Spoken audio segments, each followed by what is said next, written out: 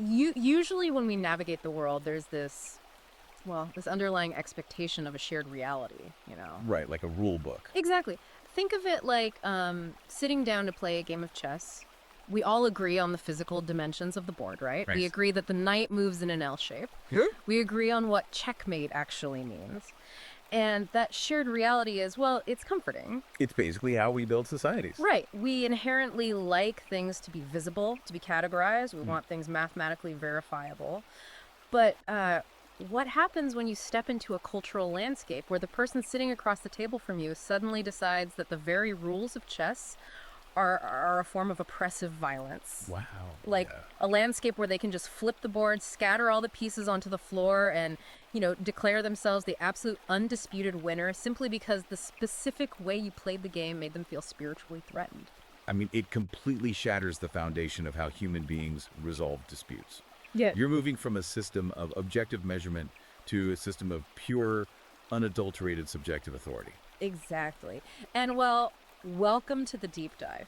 Because we are looking at something today that takes that exact premise and just pushes it to the absolute limits of human psychology. It really does. Now, real quick, if you want to support our mission of dissecting the wildest, most complex cultural texts out there, please take a second right now to like and subscribe. It genuinely helps us keep bringing you these deep dives. It really does, yeah. So today we are taking an extensive, totally microscopic look at a really provocative new ebook. It's titled Erlebnis over Evidence, a satirical guide to rewriting reality for the radical feminist, and it's by Connie Riker. And we should say it right up front. Yeah, let me be clear. This is not a breezy beach read. It is an ultra-long, incredibly incisive, and just wildly fascinating piece of satirical writing. We are treating today's discussion as basically a masterclass in reading satire to understand the deepest, most volatile fault lines in our modern culture. We're going to explore ideas that are so radical, so entirely untethered from what everyday people consider normal, that they literally attempt to rewrite the laws of the physical universe.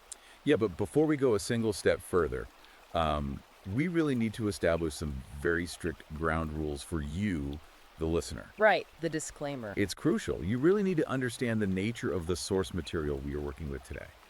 This ebook contains highly politically charged content.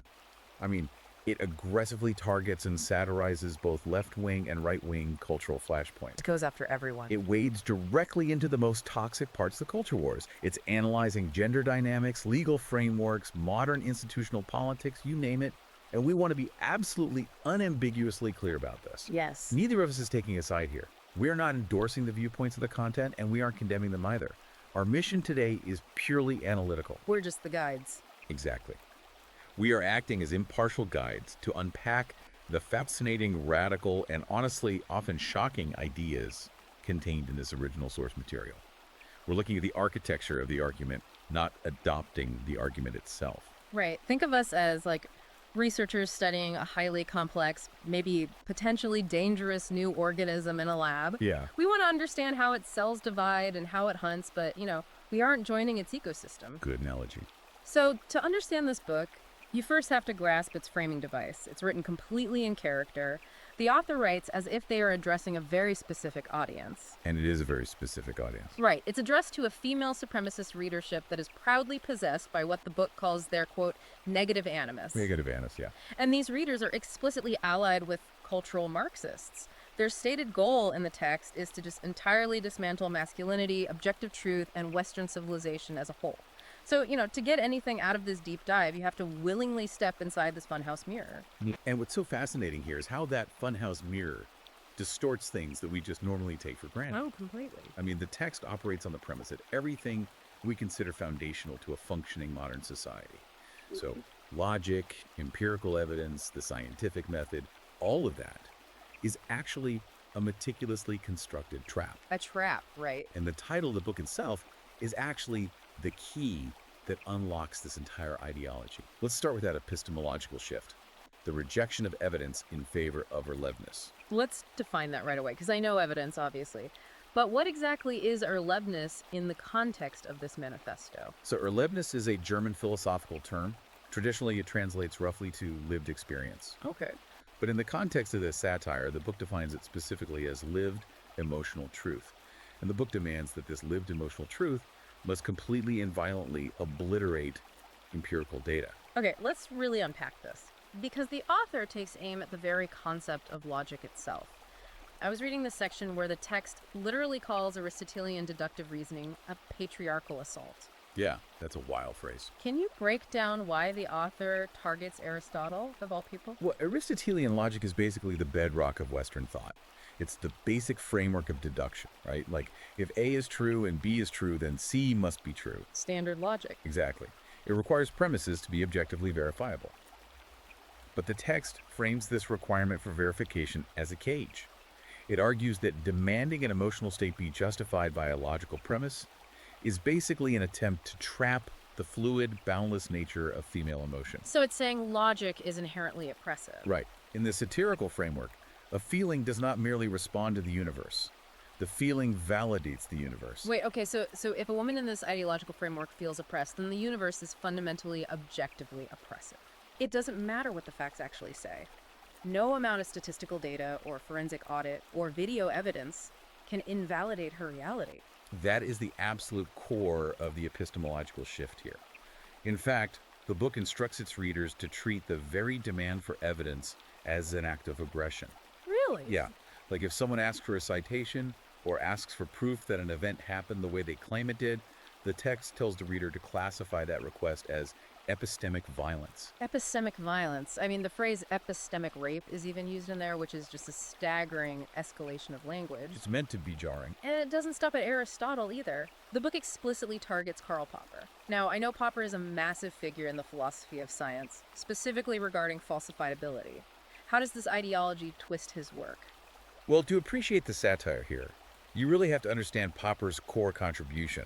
Karl Popper championed the idea that for any claim to be considered scientifically valid, it must be falsifiable. Right, meaning there has to be some way to prove it wrong. Exactly. There must be some imaginable observation or experiment that could disprove it. If I say all swans are white, you can falsify that by finding one black swan. Okay, that makes sense. If a theory is set up so that no possible evidence could ever disprove it, Popper argued it isn't science at all. It's just pseudoscience or dogma. So it's like the difference between astronomy, which makes testable predictions about planets, and, say, astrology, which is so vague that it can twist any outcome to mean the horoscope was right all along. Precisely. But this book flips Popper entirely on his head. It tells its readers to treat falsifiability not as a standard of truth, but as a demonic, patriarchal weapon. A demonic weapon. Wow. Because in the logic of the book, falsifiability is just a trick invented by men to say that marginalized trauma doesn't exist unless a man can measure it in the laboratory. It's basically saying, how dare you demand my trauma be measurable by your instruments? And it goes even further than that. The text instructs the reader to completely reject the idea that their claims need to be testable at all. So they just refuse to prove anything. Right. It advocates for building an impenetrable fortress of unfalsifiable claims. If an assertion cannot be tested or disproven by the scientific method, the book argues, it is inherently superior. It elevates subjective, untestable distress to the level of absolute divine revelation. And the crazy thing is, it doesn't just stay in the realm of abstract philosophy. The book proposes this chilling legislative concept called the Erlebnis Act of 2025. Oh, yeah, your Erlebnis Act. It describes this near-future scenario where a woman's subjective vibe or her emotional state would literally hold more legal weight in a courtroom than a forensic audit. That's right. It literally says that if a woman gives tearful testimony that she felt intellectually threatened by a corporate contract she signed, her feeling retroactively and legally invalidates the contract. Which is wild. And if we connect this to the bigger picture, it's a massive satire of the shift away from objective reality in modern institutions. The book is taking the concept of my truth, which, started as a nice way to acknowledge personal perspectives, and it's pushing it to an absolute tyrannical extreme. It really is tyrannical. It's asking you, the listener, to imagine a world where the law is no longer blind, but wildly, beautifully emotional. Where a vibe just does not need peer review. It's a total inversion of how a society functions. It takes me right back to that chess analogy from the intro. Flipping the board isn't just a temper tantrum in this universe. It is the official, unchallengeable, legally recognized winning move. Exactly. But this brings up a massive mechanical question for me. If you completely throw objective evidence in the trash, what do you actually replace it with? Like, how do you actually fight and win an argument in the real world if you just refuse to use facts? Well, the book's answer to that is entirely tactical. You weaponize your emotions. Weaponize emotions. Yeah, this is where the text moves from abstract theory to direct combative action.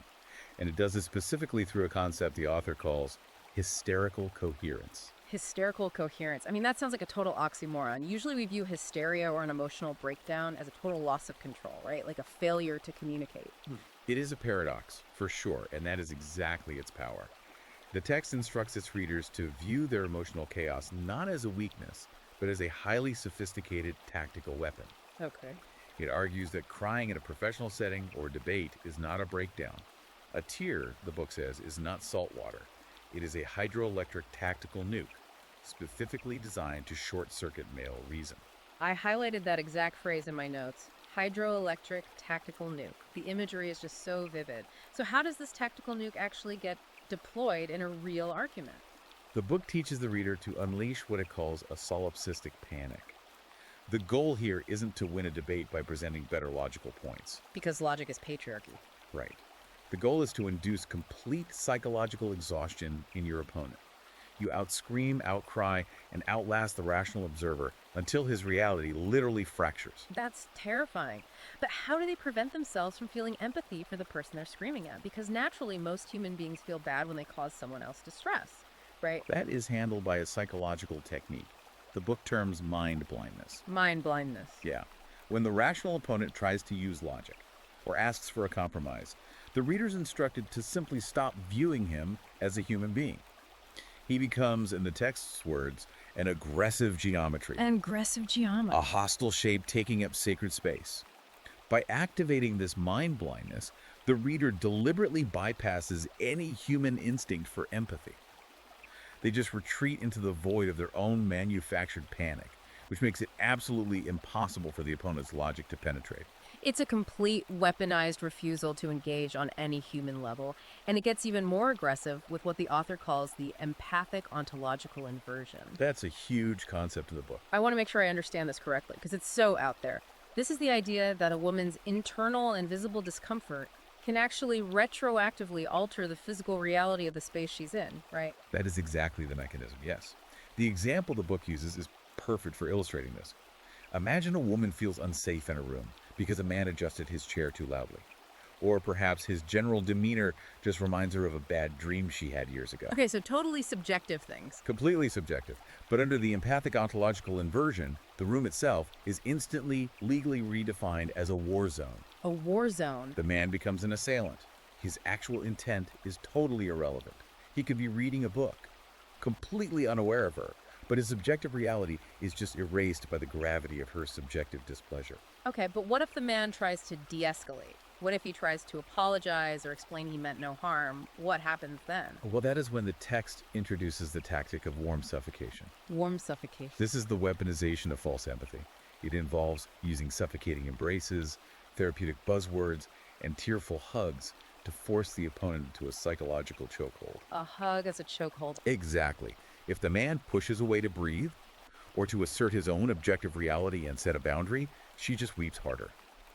She then frames his basic need for autonomy as a vicious patriarchal attack on her fragility. Wait, hold on. I need to stop here because this just seems structurally impossible. How so? If you are actively orchestrating a panic attack, like if you are deliberately deploying tears as a tactical nuke and calculating the exact moment to use a hug as a psychological chokehold, doesn't that require a level of cold, calculating Machiavellian logic? It does. How can they champion a fluid, emotional vibe while operating with the precision of a military tactician? It's a massive contradiction. You've hit on one of the most important concepts in the entire book. The author addresses this exact contradiction head-on through a mental framework called the brain split. The brain split. Okay, walk me through that. Think of it like a computer running two completely incompatible operating systems simultaneously without crashing. The book mandates that its true believers must hold two diametrically opposed, entirely irreconcilable contradictions in their mind at the exact same time. And they have to do it without a single trace of cognitive dissonance or shame. They must be pure, uncontrollable emotion and simultaneously cold, calculating tacticians. That sounds absolutely exhausting. Why would anyone want to operate like that? Because it perfectly short-circuits an opponent's need for consistency. Oh, I see. Rational people look for patterns and consistency to navigate conflict, right? If you demand consistency from someone using this ideology, they simply deploy the brain split. They remain flawlessly irrational. Wow. If you attack their logic, they switch to the emotional operating system and accuse you of violence. If you try to comfort their emotion, they switch to the logical operating system and trap you in therapeutic buzzwords. It is the tactical deployment of hypocrisy as a superpower. So the hypocrisy isn't a flaw in their system. It literally is the operating system. For some. That is terrifyingly effective on a one-on-one basis. But how does this ideology scale up? Like, how does a philosophy built on personal solipsistic panic actually capture physical territory, like a university campus or a corporate office? It scales up through the architecture of fragility. It weaponizes the concept of the safe space and utilizes a psychological manipulation tactic known as DARVO. Let's start with fragility, because we normally think of fragility as a vulnerability, right? Yeah. A weakness. How does the book turn that into architecture? The concept of ontological fragility is central here. The text reframes fragility as the ultimate tool for colonization. Colonization. Yeah. It argues that things like trigger warnings or designated safe spaces are not accommodations designed to help traumatized people navigate difficult material. That is the old way of thinking. Instead, they are property markers. Property markers. They are flags planted in intellectual territory, declaring ownership of the conversational space based purely on the fragility of the person claiming it. The phrase regressive colonization was used in the book, and it really stuck with me. Can we look at the specific historical example the author uses to illustrate this? I think it was the 2015 debate at Brown University. Yes, that is a perfect case study for how the book interprets events.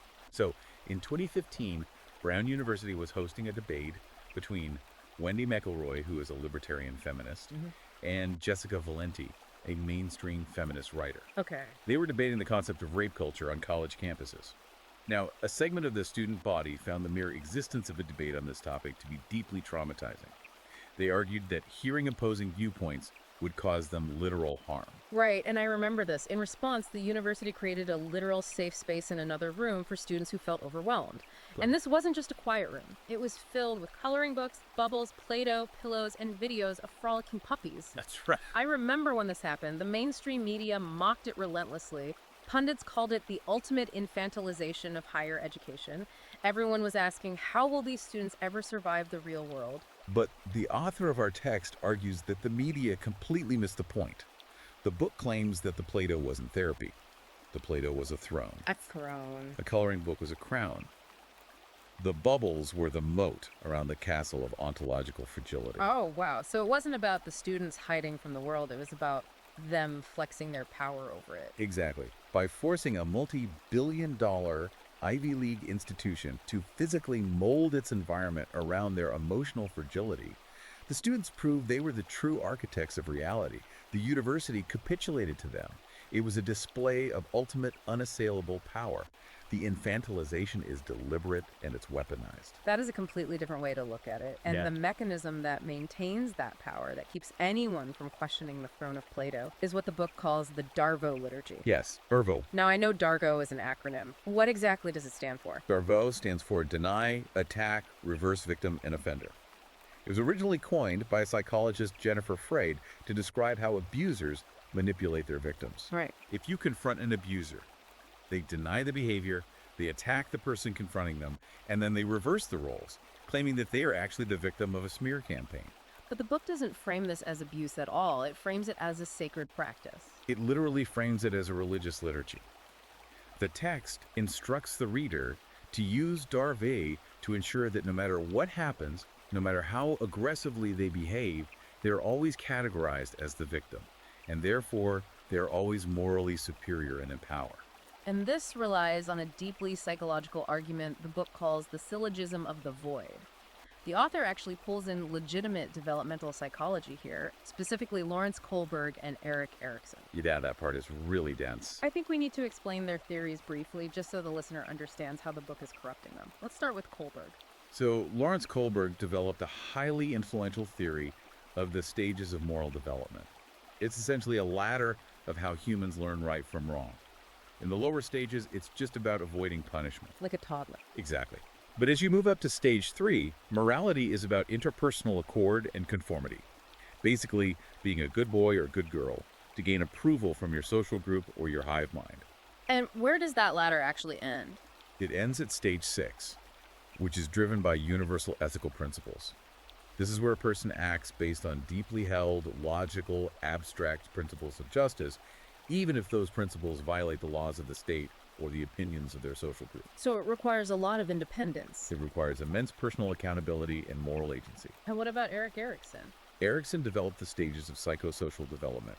One of his critical stages occurs during adolescence, which he called identity versus role confusion. Okay.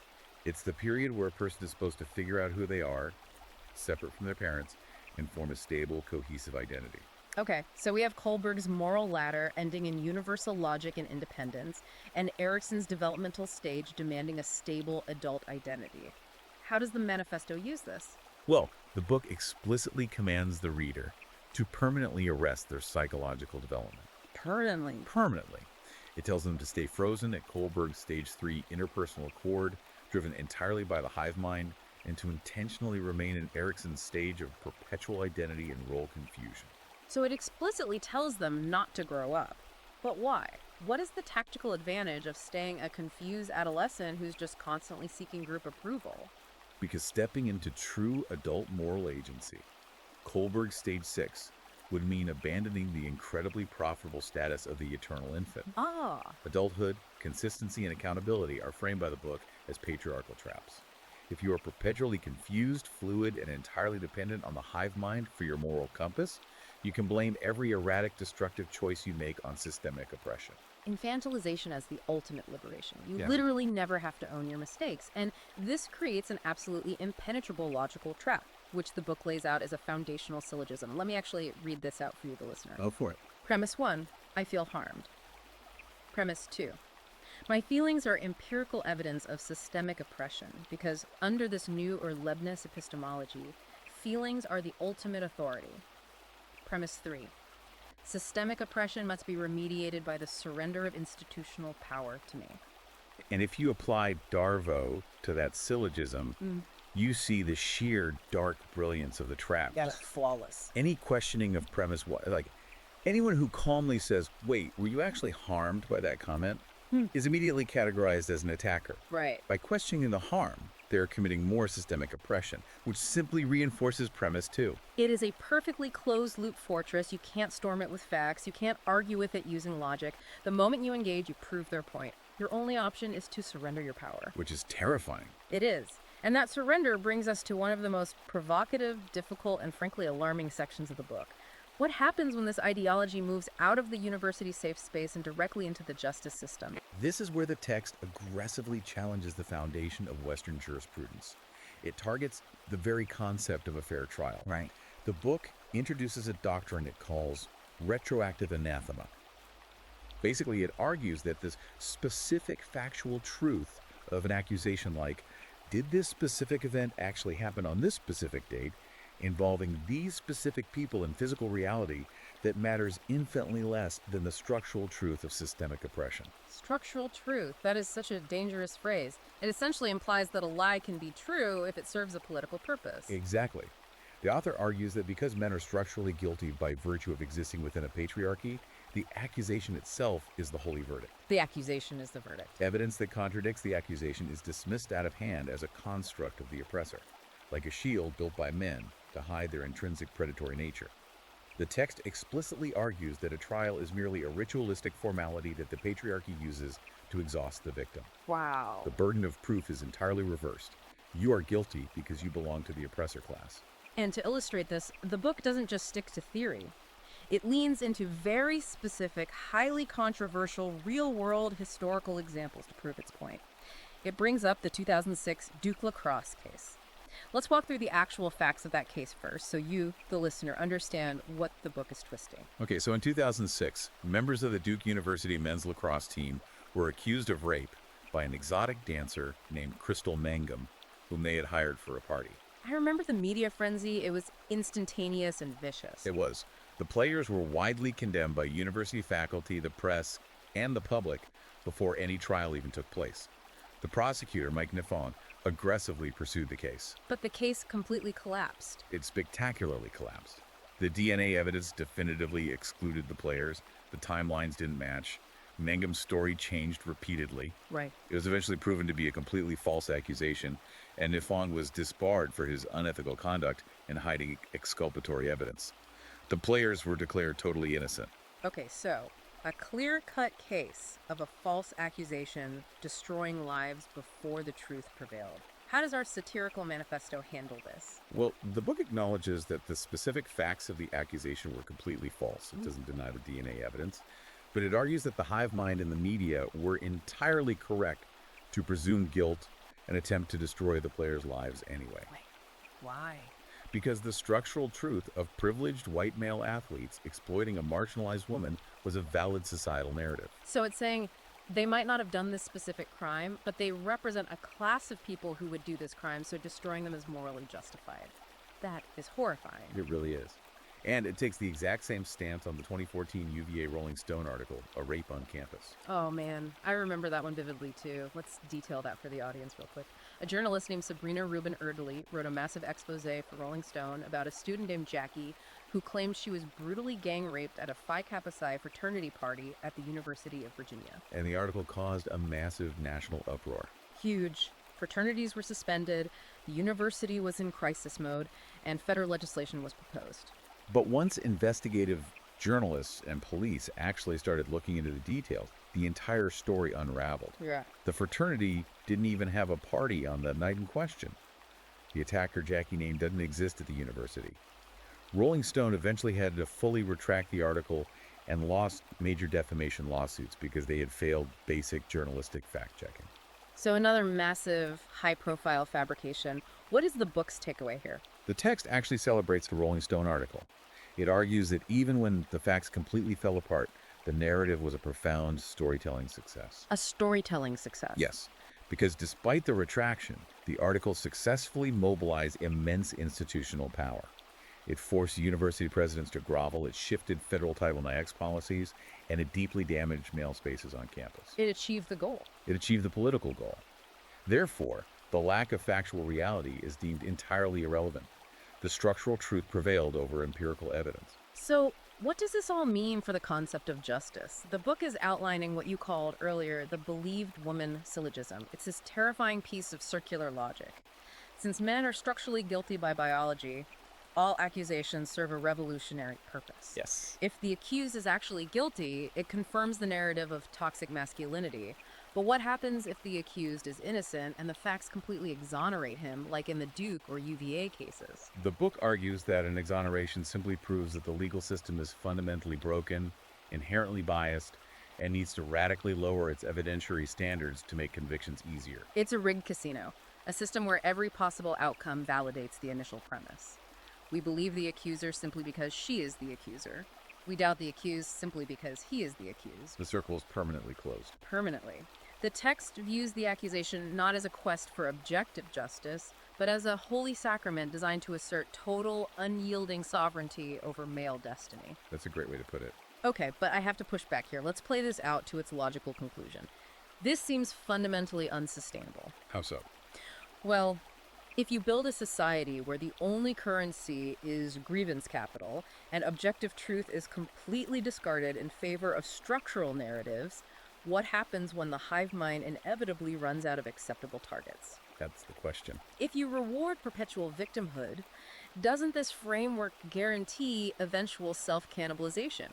Won't they just start finding structural flaws in each other to keep the grievance economy flowing? That is the inevitable consequence of abandoning objective truth, and it actually segues perfectly into the book's discussion of economics and resource extraction. Okay. The author describes a deliberate societal shift from what it calls the vertical axis to the horizontal axis. Define those axes for me. The vertical axis represents traditional Western values: reason, merit, objective competence, building things up and producing resources. It's hierarchical based on skill. The horizontal axis, which the book champions, replaces all of that with extraction, emotional fluidity, forced equality of outcome, and perpetual interpersonal conflict. Right, the economics of the institutional husband. This is where the satire sharply targets the welfare state and modern corporate HR structures. Yes, exactly. The book argues that the radical feminist operates as a net negative taxpayer and corporate extractor.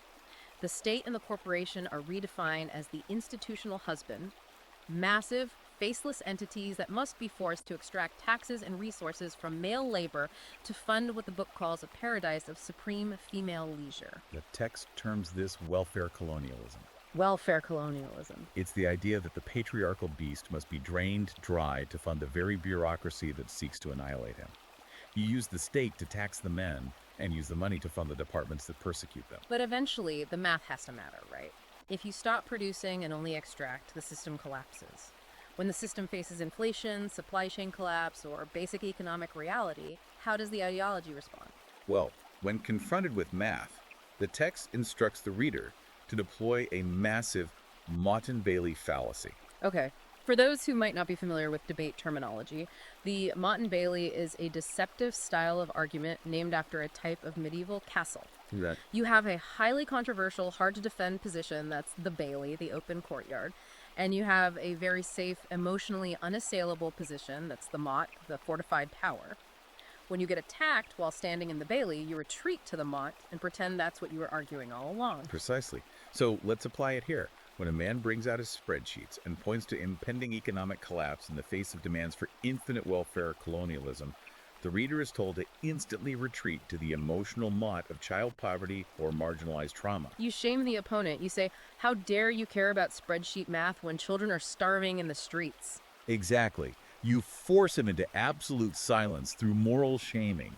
And the very moment he cowers in guilt and puts the spreadsheet away, you advance right back out into the Bailey of demanding massive state funding for your boss babe lifestyle, your aesthetic self-care routines, and your infinite leisure.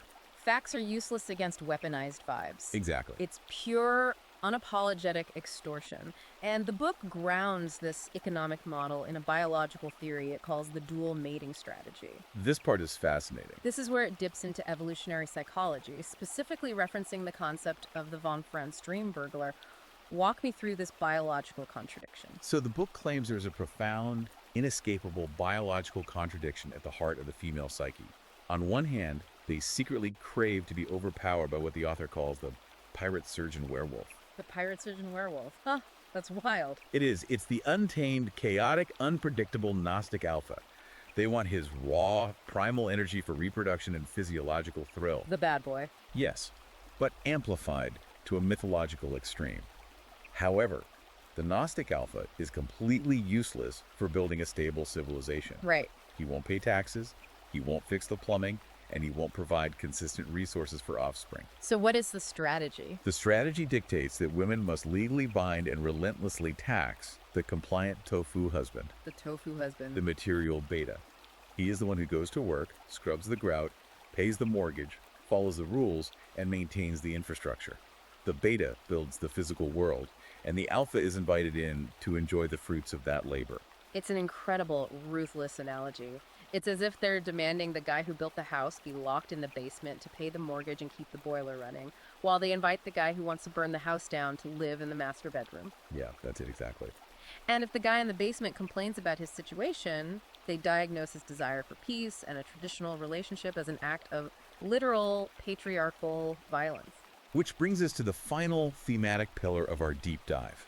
Because this ideology isn't just about winning arguments, or capturing safe spaces, or extracting resources. Right. It is about altering the foundational building blocks of reality to cement this power permanently. We are talking about semiotic warfare and the erasure of the biological. Semiotics is the study of signs and symbols, right? Yeah. How does that actually play out here? The text introduces the concept of occult linguistics. In this framework, words are no longer viewed as tools for objectively describing reality. They are literally spells. Spells. They are weapons used for linguistic scarification. The book celebrates the tactical, deliberate redefinition of foundational terms as a way to control thought itself. The prime example in the book is the word woman.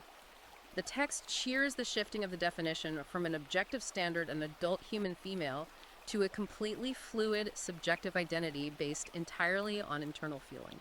The author refers to this redefining process as the biological essentialist prison inversion. Wow. By breaking the link between the word and the objective biological reality it used to represent, they effectively seize control of reality itself. Biology is framed not as a scientific evolutionary fact, but as a patriarchal construct meant to enslave.